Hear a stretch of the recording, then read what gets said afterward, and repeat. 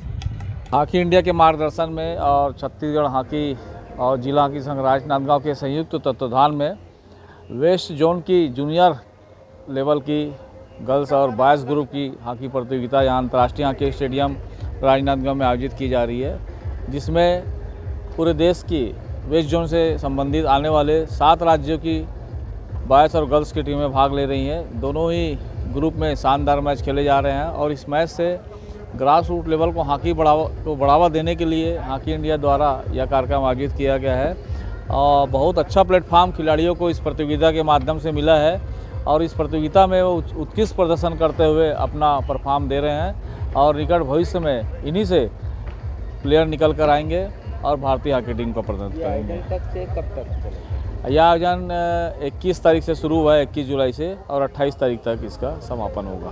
शुभ नाम बताइए। फिरोज अंसारी, अध्यक्ष छत्तीसगढ़ हॉकी।